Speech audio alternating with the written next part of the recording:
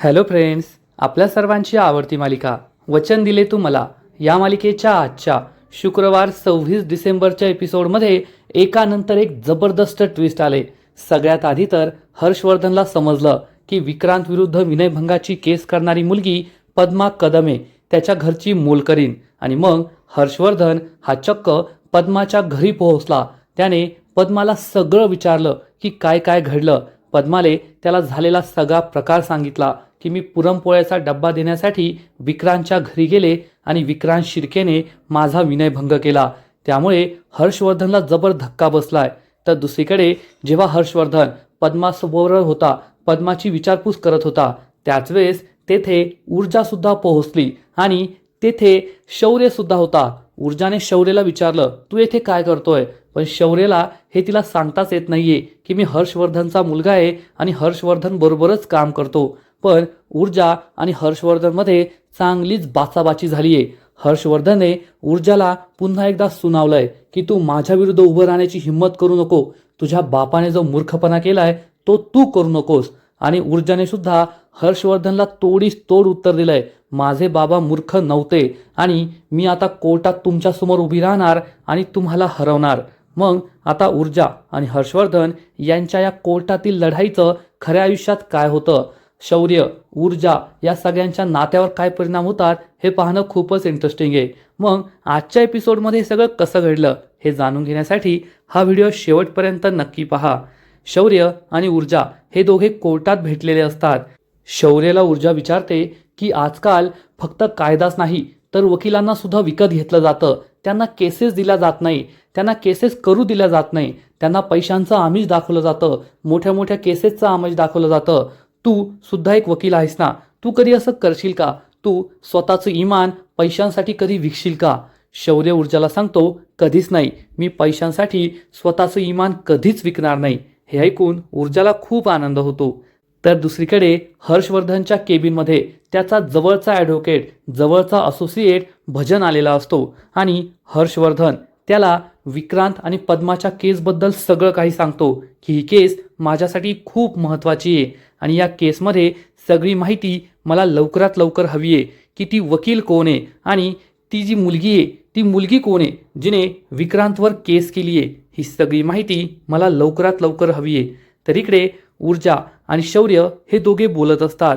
तेव्हा ऊर्जा शौर्याला सांगते की तो जो पोलीस ऑफिसर आहे तो वरवर जरी करप्ट वाटत असला, लाचखोर वाटत असला, पण तो तसा नाहीये. त्याने मला सांगितलंय की FIR करायला उशीर झाला तरी चालेल, परंतु तुम्ही सगळे पुरावे गोळा करा, माझ्या कलाने घ्या, मी नक्कीच पद्माला न्याय मिळवून देईल. परंतु शौर्याचा मात्र या इन्स्पेक्टरवर विश्वास नसतो, कारण शौर्याला माहीत असतं की इन्स्पेक्टर ऊर्जाशी गोडगोड बोलतोय, पण नक्कीच तो हर्षवर्धनची हुजरेगिरी करणारे, पैशांसाठी विकला जाणारे. इकडे हर्षवर्धनला भजन सांगतो की जी ज्युनियर वकील आहे ती सुद्धा काही ऐकायला तयार नाहीये. नॉर्मली ज्युनियर वकिलांना थोडे पैसे दिले की ते केसेस सोडून देतात. हर्षवर्धन म्हणतो, माहितीये मला, ऊर्जा यशवंत शिंदे नाव आहे त्या ज्युनियर वकिलाचं आणि ती या केसमधून माघार घेणार नाहीये. त्यामुळे आपल्याला या केसकडे जास्त लक्ष द्यावं लागणार आहे. या केसची सगळी माहिती मला आत्ताच्या आत्ता हवी आहे, असं म्हणून तो भजनला सगळी माहिती गोळा करायला सांगतो. इकडे ऊर्जाला हॉस्पिटलमधून कॉल येतो आणि तिला समजतं की मेडिकल रिपोर्ट्स तयार झाले आहेत आणि ती सांगते मी स्वतः ते पर्सनली कलेक्ट करायला येते. आणि ती शौर्याला सांगते मी मेडिकल रिपोर्ट आणायला चालली आहे, मी कोर्टामध्ये ही केस उभी करूनच राहणार आहे आणि त्या हर्षवर्धनला मी हरवणार आणि पद्माला न्याय मिळवून देणार. तू फक्त एक काम कर, तू तुझी साक्ष देण्यासाठी तयार राहा, मी तुला केव्हाही कॉल करू शकते, त्यामुळे माझा फोन उचल आणि साक्ष देण्यासाठी वेळेवर पोहोचायचं. आणि असं म्हणून ती तेथून जाऊ लागते. तर शौर्य तिला थांबवतो आणि म्हणतो, ओ ॲडव्होकेट ऊर्जा शिंदे, तुम्ही मला कॉल करायचं म्हणताय, पण माझा नंबर आहे का तुमच्याकडे? तर ऊर्जा म्हणते, अरे हो, काल रात्री तू कॉल केला होता पण मी नंबर सेव्हच केला नाही, सांग तुझं नाव सांग.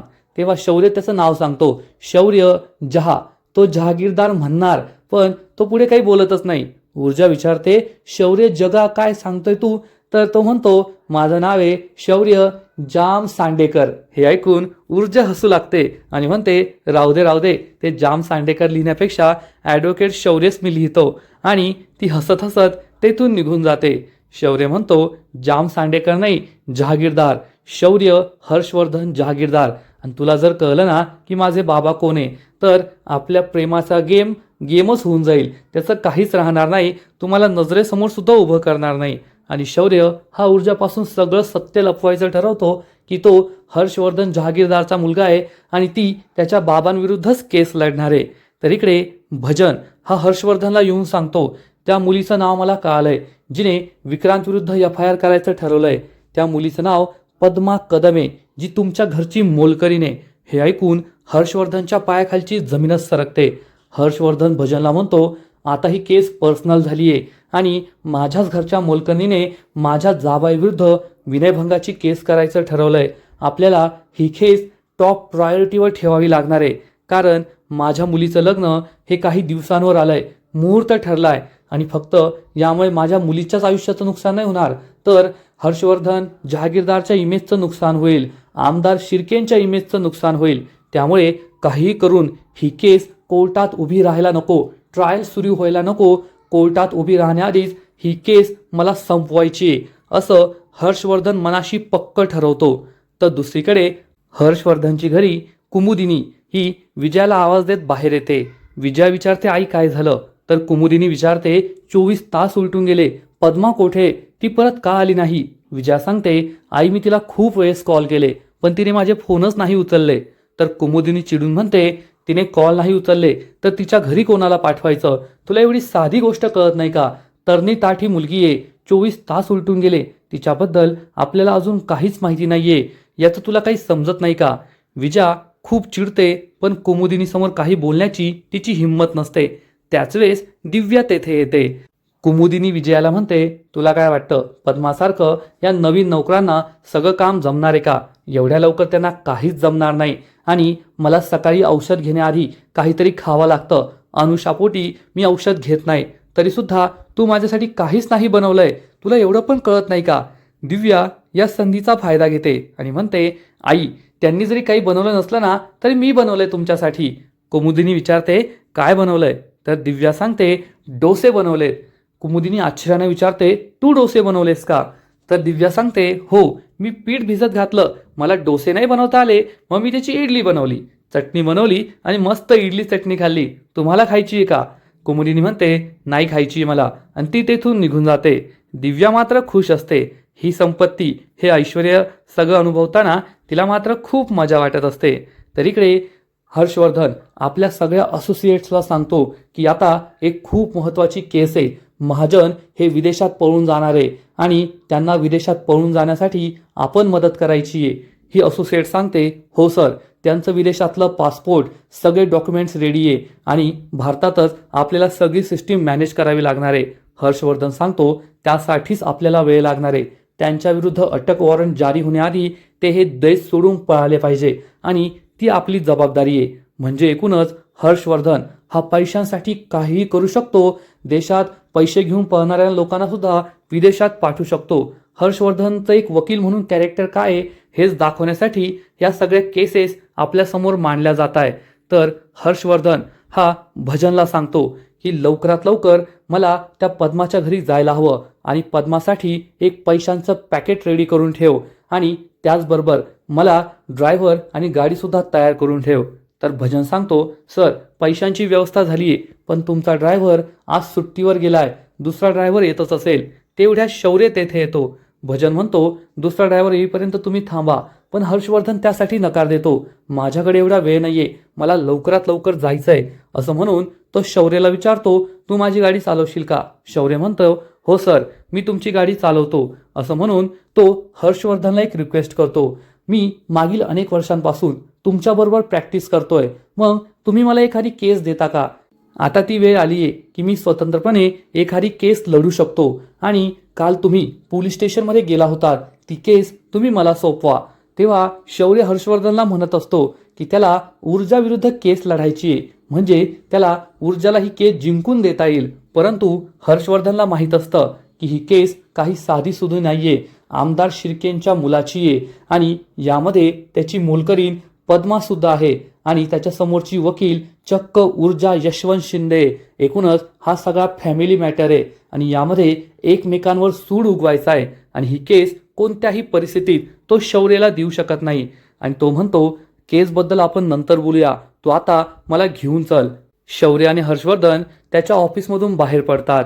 हर्षवर्धन आणि शौर्य गाडीत जात असतात. शौर्य विचारतो, डॅड आपल्याला कुठे जायचंय? हर्षवर्धन सांगतो, आपल्याला कुर्ल्याला जायचंय, भारतनगरला. हे ऐकून शौर्यला मोठा धक्काच बसतो. शौर्य विचारतो, ती तर एक चाळ आहे, तुम्ही तेथे का जाताय? हर्षवर्धन शौर्यला विचारतो, तुला कसं माहीत ती एक चाळ आहे? आधी तू तेथे कधी गेलायस का? तर शौर्य म्हणतो, हो, माझा एक मित्र तेथे राहतो ना, त्यालाच भेटायला गेलो होतो. तर हर्षवर्धन हा शौर्याला समजावून सांगतो, अशा चाळीसारख्या ठिकाणी तू नाही जायचंस. तुझं सर्कल काय आहे, तुझं स्टेटस काय आहे, तुझं प्रोफेशन काय आहे आणि अशा चाळीतील लोकांशी कोणतेच संबंध ठेवायचे नाही. त्यांच्याशी ओळख असायला हवी, पण त्यांच्याशी मैत्री करणं हे तुझ्या स्टेटसला शोभणारं नाहीये. त्यामुळे तू तेथे जाऊ नको. तेव्हा शौर्य हा हर्षवर्धनला विचारतो, मग तुम्ही तेथे का जाताय? हर्षवर्धन सांगतो, तेथे मी एका क्लायंटला भेटायला जातोय आणि खूप महत्वाचं आहे म्हणून मी जातोय.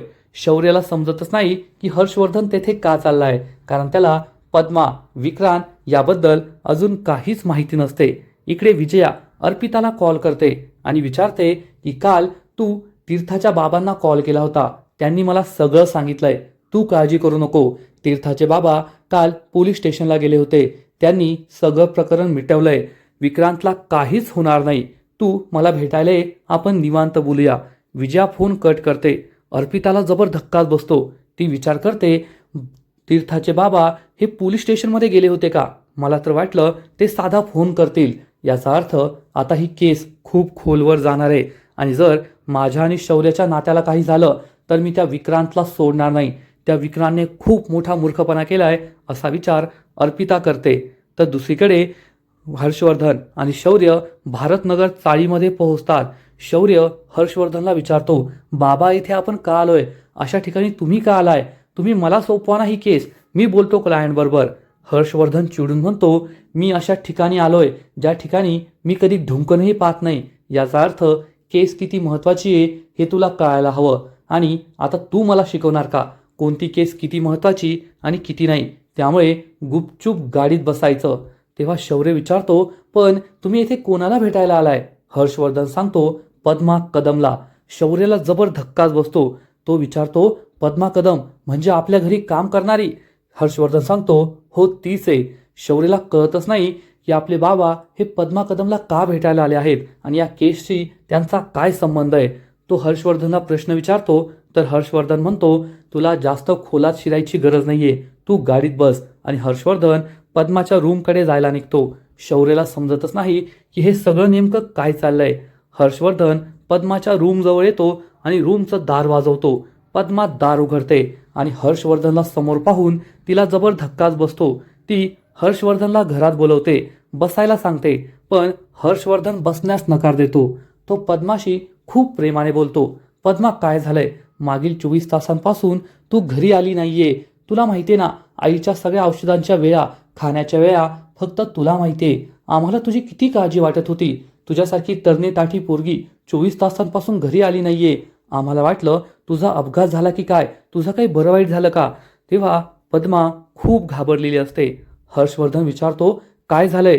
तू बॅग का भरलीये? तू गावाला जातीये का? तुला दुसरी नोकरी मिळाली का? तुला पैसे वाढून हवेत का? पगार वाढून हवाय का? मग सांगायचं ना, संकोच कशाला बाळगायचा? पण पद्माला काय बोलावं ते कळतच नाही. ती म्हणते, साहेब असं काही नाहीये. तर लगेचच हर्षवर्धन तिला विचारतो, तू पोलीस स्टेशनमध्ये का गेली होती? हे ऐकून पद्माच्या पायाखालची जमीनच सरकते. ती खूप घाबरते. हर्षवर्धन तिला म्हणतो, मला माहितीये तू पोलीस स्टेशनमध्ये गेली होती विनयभंगाची तक्रार दाखल करण्यासाठी आणि मी तेथे आलो तर तू पळून गेली. आपले घरगुती संबंध आहे. किती वर्षांपासून तू आमच्याकडे काम करते. फक्त तूच नाही तर तुझे आईबाबा सुद्धा आमच्या घरी काम करायचे आणि कोविडच्या काळात जेव्हा ते आजारी पडले तेव्हा कुणी मदत केली? या हर्षवर्धन जहागीरदारने ना. तुला कधी कोणत्या गोष्टीची कमी पडली आहे का आजपर्यंत? नाही ना. आमच्या घरातील प्रत्येक व्यक्तीने तुला घरातील व्यक्ती म्हणून सांभाळलं, तुझी मदत केली आणि आज तू आम्हालाच परक केलं. तुझ्याबरोबर एवढंच सगळं काही घडलं आणि तू आम्हाला काहीच सांगितलं नाही. आता सांग, हे सगळं कसं घडलं? कुणी तुझ्याबरोबर हे सगळं केलं? पद्मा खूप घाबरलेली असते. हर्षवर्धन तिला समजावून सांगतो, घाबरू नको, आपण एक कुटुंबासारखे आहोत, तू मला झालेलं सगळं सांग.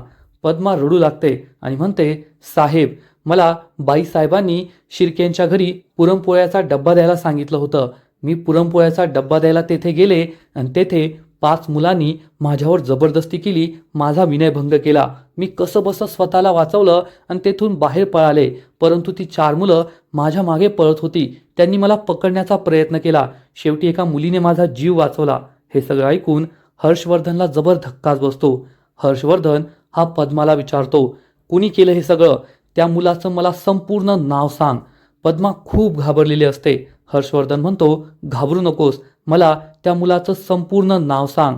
पद्मा संपूर्ण हिंमत एकवटते आणि सांगते, त्या मुलाचं नाव आहे विक्रांत शिर्के. हे ऐकून हर्षवर्धनच्या पायाखालची जमीनच सरकते, कारण पद्मा ही आपल्यासमोर एवढं बोलतीये, याचा अर्थ ती कोर्टात सुद्धा हे नक्कीच बोलणार, पोलिसांसमोर हे नक्कीच बोलणार आणि मग विक्रांतला वाचवणं आपल्याला अवघड होईल हे हर्षवर्धनला समजलेलं असतं. एवढा वेळ पद्माशी गोड गोड बोलणारा हर्षवर्धन नक्कीच पद्माला घाबरवणार, तिला पैशांची लालच देणार. मी आणि माझ्या कुटुंबाने आजपर्यंत तुझ्यावर किती उपकार केले आहेत आणि तू माझ्या जावाईविरुद्ध हे सगळं करायला निघालीये असं तिला इमोशनल ब्लॅकमेल करणार, एवढं मात्र नक्की. तर दुसरीकडे शौर्य हा अजूनही आपल्या गाडीजवळच उभा असतो. तेवढ्यात ऊर्जा तेथे येते आणि शौर्यला पाहून तिला आश्चर्य वाटतं. ती विचारते, तू येथे कसा? आता तर मला कोर्टात भेटला आणि आता येथे आलास का? शौर्यला काय उत्तर द्यावं हे त्याला समजतच नाही. ऊर्जा विचारते, आणि ही गाडी कोणाची आहे? काल तर वेगळी गाडी होती, आज वेगळी गाडी. तुझ्या साहेबांकडे अशा किती गाड्या आहे? आज सुद्धा तू सर्व्हिसिंगलाच आला होतास का? तर शौर्य म्हणतो, नाही, मी मॅप लावला होता, चुकून या रस्त्याला आलो, कुठे जायचं मला कळतच नाहीये. तर ऊर्जा त्याला म्हणते, शौर्य, नेमकं तुझं चाललंय तरी काय? आणि तुला माहितीये का, आपल्या केसमध्ये जी पीडित आहे पद्मा कदम, ती येथेच राहते. मी तिलाच भेटायला आलीये, तिचे मेडिकल रिपोर्ट्स घेऊन. हे ऐकून शौर्याच्या पायाखालची जमीनच सरकते. आत्ता कुठे त्याला समजतं की एवढ्या दिवसांपासून तो त्या केसच्या मागे, त्या केसची पीडिता त्याच्याच घरची मोलकरीण पद्मा कदम आहे आणि हर्षवर्धन आणि ऊर्जा ज्या मुलीच्या केसबद्दल बोलताय, एकमेकांविरुद्ध लढताय, ती पद्मा कदम आहे. आणि पुढील एपिसोडमध्ये यापेक्षा जबरदस्त घटना घडणार आहे. म्हणजे वचन दिले तू मला या मालिकेचा आजचा एपिसोड तर खूप भारी होता. या मालिकेच्या सुरुवातीपासूनच प्रत्येक एपिसोडमध्ये काही ना काहीतरी नवीन आपल्याला पाहायला मिळतंय. हर्षवर्धन असो किंवा ऊर्जा असो, यांचे कॅरेक्टर्स खूप भारी आहे आणि दोघे एकमेकांना तुल्यबळ ठरणार, एवढं मात्र नक्की. आजचा एपिसोड तर भारी होता आणि या मालिकेचा पुढील एपिसोड आणखीन भारी असणार आहे, कारण पुढील एपिसोडमध्ये आपण पाहू की हर्षवर्धन हा पद्माच्या घरातून बाहेर पडत असेल. तेवढ्यात ऊर्जा त्याच्या समोर येणार. ऊर्जा हर्षवर्धनला विचारेल की तुम्ही येथे काय करताय? तेव्हा हर्षवर्धन म्हणेल की मला पद्माशी बोलणं खूप महत्त्वाचं होतं. ती खूप मोठी चूक करतेय विक्रांत विरुद्ध तक्रार करण्याचा विचार करून, आणि मी तुला सुद्धा तेच सांगेल, तुझ्या बापाने जो मूर्खपणा केला ना, तो मूर्खपणा तू करू नको. माझ्या विरुद्ध लढण्याची, माझ्यासमोर उभं राहण्याची हिंमत करू नको. हे ऐकून ऊर्जा खूप चिडेल आणि म्हणेल, माझे बाबा मूर्ख नव्हते आणि मी तुमच्या विरुद्ध लढणार. ही केस मी कोर्टात उभी करणार आणि भर कोर्टात तुम्हाला हरवणार. तुम्ही माझ्या बाबांबरोबर जे केलं ना, त्याचा बदला मी घेणार. आणि या दोघांमध्ये चांगलीच बाचाबाची सुरू होईल. लांब उभं राहून शौर्य हे सगळं पाहत असेल. म्हणजे एकूणच आता ऊर्जाने एक खूप मोठं शिवधनुष्य पेललंय हर्षवर्धनला भर कोर्टात हरवण्याचं, तिच्या बाबांबरोबर हर्षवर्धनने जे काही केलंय त्याचा बदला घेण्याचं. कारण हर्षवर्धन हा काही साधा सुद्धा वकील नाहीये आणि त्यात पद्मा ही खूप घाबरलीये. पद्मामध्येच साधं पोलिसांमध्ये जाऊन तक्रार करण्याची हिंमत नाहीये. ती पद्मा जेव्हा उद्या कोर्टात उभी राहील, हर्षवर्धन तिला प्रश्न विचारेल, तेव्हा पद्मा त्याला काय उत्तर देईल देवास ठाऊक. म्हणजे एकूणच वचन दिले तू मला या मालिकेची सुरुवात तर जबरदस्त झाली आहे आणि जेव्हा पद्माची केस कोर्टात उभी राहील तेव्हा ही मालिका पाहायला आणखीनच मजा येईल, एवढं मात्र नक्की. हर्षवर्धन, शौर्य, पद्मा, ऊर्जा, दिव्या, कुमुदिनी, विजया, अर्पिता, विक्रांत, आमदार शिर्के हे सगळे कॅरेक्टर्स खूपच जबरदस्त आहे आणि मालिकेची गोष्ट तर आणखीनच भारी आहे. तर मैत्रिणींनो, तुम्हाला सुद्धा वचन दिले तू मला ही मालिका आवडते ना? नक्कीच कमेंट करून सांगा.